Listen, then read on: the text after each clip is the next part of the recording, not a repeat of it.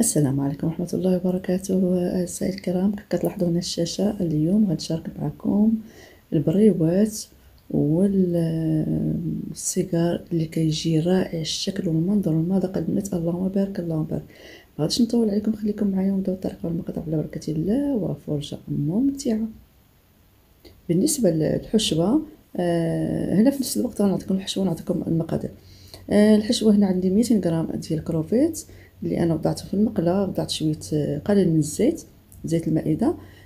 كنحك هنايا شويه ديال الجنجبيل او السكنجبير الطري، كنضيف ليه الخرقوم الطري حتى هويا اللي كيعطي واحد البنه البنات، واحد المذاق سبحان الله، واحد المذاق لا يقاوم.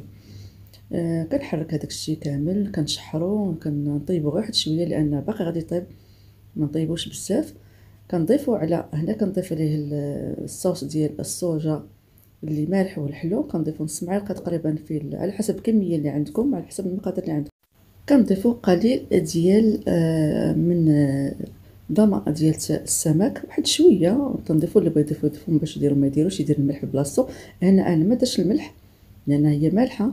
هنا عندي الشعريه الصينيه اللي انا سلقتها مع ورقه ديال سيدنا موسى، وصفيتها وكنضيف لها الخليط اللي صابته.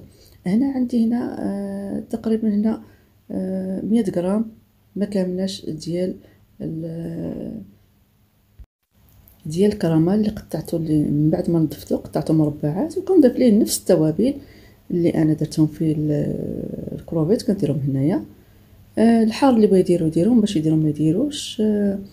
صافي كنشحرهم تما شويه وكنضيفهم على الخليط الاول اللي انا فيه الشعريه وفيه الكروفيت.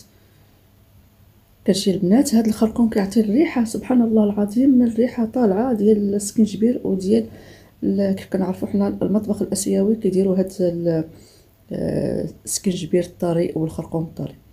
صافي هنا غنضيف الخضر اللي عندي على حسب اللي عندكم. هنا عندي الخضر مشكله، عندي البورو، عندي الفلفله الحمراء والخضراء، وعندي الاضافه ديال النوع الاخر ديال الخضر اللي كاينه. صافي على حسب الشكل اللي عندكم، الانواع اللي عندكم ديال الخضره. كنخلط كل شيء هنايا صافي حتى كتشرب اللقمه، كتشرب كامل. هنا ضفت واحد المعلقه ديال الصامبال ديال الحار، ما بانتش هنايا، هذيك اللقطه مشات ليا. صافي كنكمل كل شيء، كنحركو مزيان، كنخلي الخليط ديالي حتى كيبرد، عاد غنبدا نعمر به.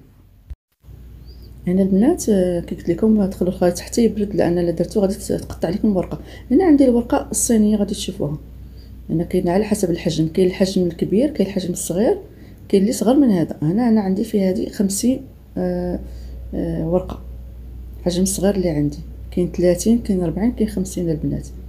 صافي كنحل الورقه ديالي، كنديرها في واحد البلاستيكه باش ما يضرب لياش، ما تضربهاش البرد، لان هاد الورقه دغيا كتنشف. الا خليتو على برا صافي كتدار كتخسر وما كتبقاش تقدروا تحكموا فيها. انا غادي نسرحها كامله وغنديرها في البلاستيك، في الكيس ديالي ديال البلاستيك، وغادي نبدا نخدم بها. هي طريقه سهله بهاد الورقه الصينيه، كتجي بها السيجار، تجي بها او البريوات، كيجيو بها البنات رائعين رائعين. صافي غناخذ قليل من الحشوه ديالي وغادي نبدا نصوب بهم السيجار اللي كيعرف كل واحد كيصوبو، تجي الطريقه سهله وكيجيو لذاذ.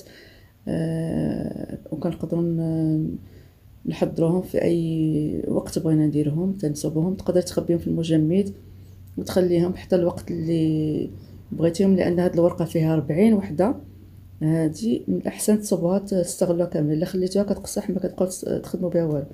صافي غادي نستمر على هاد الطريقه حتى غادي نكمل الحشوه ديالي كامله، وغادي نبدا الطريقه الثانيه ديال البريوات. هاد الحشوه البنات تقدروا تغيروها، تقدروا ديروا غير الخضر بوحدها، تقدروا ديروا اي حاجه تقدروا تعمروا بها هاد الورقه، فهي كتجي ساهله وكتجي لذيذه. وكتعرفوا حنا هنا عندنا في اوروبا كاين عندنا غير هاد الورقه، ما عندناش الورقه ديال اللي كتصاوب باليد، ولكن كتجي حتى هي كتجي رائعه، كتجي الورقه ديالها مقرمشه. غير هي كتبغي تقلى، ماشي بحال اللي دخلوها الفران، ما كتجيش زوينه في الفران، كتجي قاصحه. صافي غادي نستمر على هاد الطريقه. غادي كيف كتلاحظوا هنايا كنلويها بحال الشكل ديال كتجي هكا بحال السيجار، كنلصقها بقليل من الدقيق والماء. هنا غادي نقسمها على جوج وغادي نصوب بها بريوات نفس الحشوه، غير انا هنا غادي ندير نص هكا سيجار والنص كنديرو ورقه، عفوا النص كنديرو بريوات.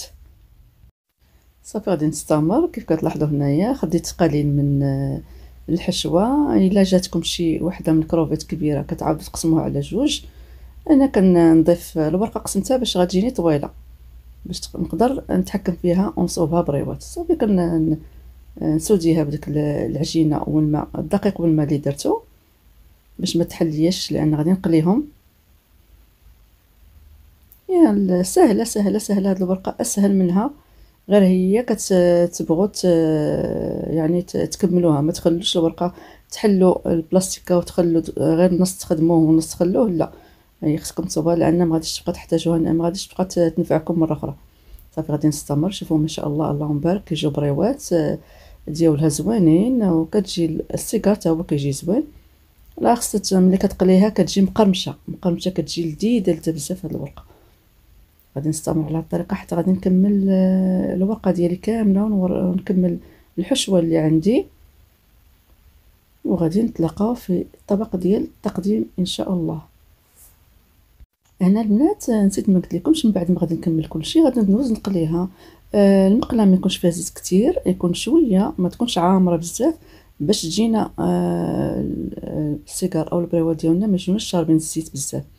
غادي نقلوها ما تكونش البوطه مجهده باش تجي الورقه مقرمشه من الداخل. الا جهدتوا على البوطه الورقه ما غتجيكمش طيبه.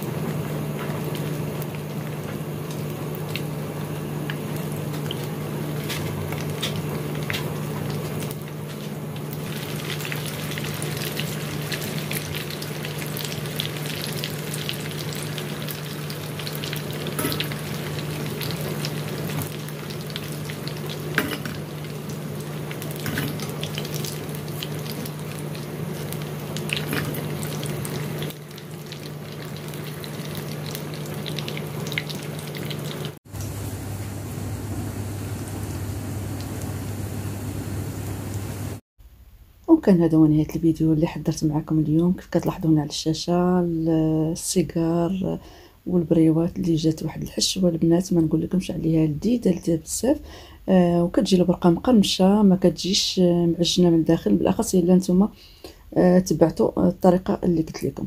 كنتمنى الفيديو يعجبكم ونال الاعجاب ديالكم، والى فرصه قادمه ان شاء الله. في امان الله، مع السلامه.